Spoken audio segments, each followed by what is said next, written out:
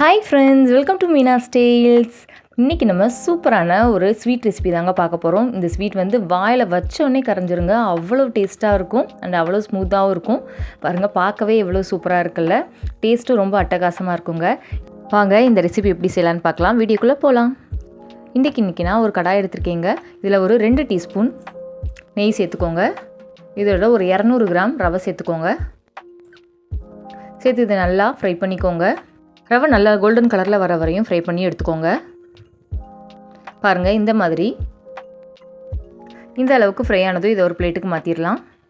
இப்போ இதுக்கு தேவையான பொருள் என்ன பார்க்கலாம். நல்லா வறுத்து எடுத்த ரவை, இதோட 10லேருந்து ஒரு 15 பலாசுளைகள் எடுத்துக்கோங்க. நல்லா கனிஞ்ச பழமாக எடுத்துக்கோங்க. இதோட 1.5 கப் அளவு ஜீனி எடுத்துக்கோங்க. 1 கப் ரவைக்கு 1.5 கப் ஜீனி சரியாக இருக்குங்க. ஒரு 3 ஏலக்காய் இந்த மாதிரி பொடி செஞ்சு வச்சுருக்கேன். அதோட டூட்டி ஃப்ரூட்டி டேஸ்ட்டுக்காக கொஞ்சமாக பாதாம் மற்றும் முந்திரி எடுத்துக்கலாம். இதில் ஒரு 5 to 6 பலாப்பழ சுளைகளை மிக்சியில் போட்டு நல்லா ஸ்மூத்தாக அரைச்சி எடுத்துகிட்டு வந்துடலாம். பாருங்கள், இந்த மாதிரி நல்லா ஸ்மூத் பேஸ்ட்டாக அரைச்சி எடுத்துகிட்டு வந்துடுங்க. மீதி உள்ள பலாப்பழங்களை இந்த மாதிரி குட்டி குட்டி பீஸாக கட் பண்ணி எடுத்துக்கலாம். பாருங்கள், இந்த மாதிரி எல்லாமே கட் பண்ணி எடுத்துக்கோங்க. இப்போ அடுப்பில் கடாயை வச்சுக்கலாம். இதில் ஒரு குழிக்கரண்டி அளவு நெய் சேர்த்துக்கோங்க. தேவைப்பட்டால் எண்ணெயும் சேர்த்துக்கலாம் நீங்கள் இதில். இப்போ ஒரு 4-5 பாதாமாக இந்த மாதிரி 2ஆக கட் பண்ணி வச்சுருக்கேன். அதோட முந்திரியும் சேர்த்துக்கோங்க. சேர்த்து நல்லா ஃப்ரை பண்ணி எடுத்துக்கலாம். இப்போ அதே நெய்லேயே நம்ம அரைச்சி வச்சுருக்க பலாப்பழ பேஸ்ட்டு இதோட சேர்த்துடலாங்க. சேர்த்து இதை நல்லா வதக்கி விட்டுக்கோங்க.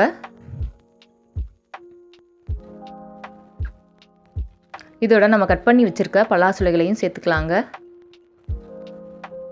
சேர்த்து அதையும் சேர்த்து நல்லா வதக்கி எடுத்துக்கோங்க. இந்த நெய்லேயே இது நல்லா வதங்கட்டும். நம்ம சேனலை இப்போ தான் ஃபஸ்ட் டைம் பார்க்குறீங்கன்னா கீழே மறக்காமல் சப்ஸ்கிரைப் பண்ணிக்கோங்க. உங்களோட ஒவ்வொரு சப்ஸ்கிரிப்ஷனும் எனக்கு மிகப்பெரிய மோட்டிவேஷனாக இருக்கும். இப்போ இதே இந்த பலா பேஸ்ட்டோட நம்ம வறுத்து வச்சுருக்க ரவையும் சேர்த்துக்கோங்க. சேர்த்துட்டு ஒரு 2 நிமிஷம் மட்டும் இதை நல்லா கலந்து விட்டுக்கோங்க. இப்போ ஒரு பக்கம் நான் 200 கிராமுக்கு ஒரு 400 கிராம் அளவு தண்ணியை வந்து கொதிக்க வச்சுருக்கேங்க. அதாவது 4 டம்ளர் தண்ணி இருக்குங்க. இது நல்லா கொதிக்க வச்சு இதோட சேர்த்துக்கோங்க. இது கட்டி பற்றாமல் நல்லா கலந்து விட்டுக்கோங்க. இந்த மாதிரி அமுத்தி விட்டு கலந்து விட்டிங்கன்னா கட்டிப்படாமல் இருக்கும். இதோட ஃபுட் கலர் வந்து லைட்டாக சேர்த்துருக்கீங்க. இது ஆப்ஷனல் தான். எல்லோ ஃபுட் கலர் சேர்த்துக்கோங்க. இப்போ ரவை நல்லா வந்துருச்சு. இதில் 1.5 கப் அளவு ஜீனி சேர்த்துக்கோங்க.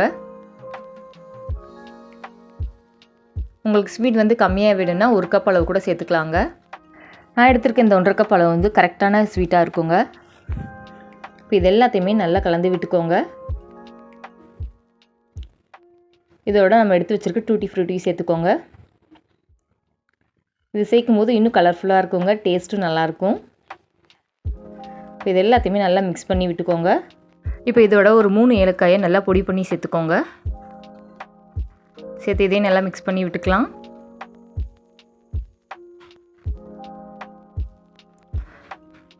பாருங்கள், சூப்பராக ரெடி ஆயிடுச்சு.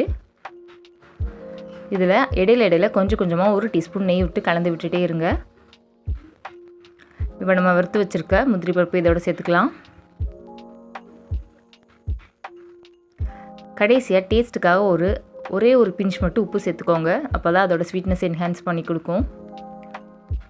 சேர்த்து இதை நல்லா மிக்ஸ் பண்ணிக்கலாம். அவ்வளோதான், நம்மளுடைய பலாப்பழ கேசரி சூப்பராக ரெடி ஆயிடுச்சு.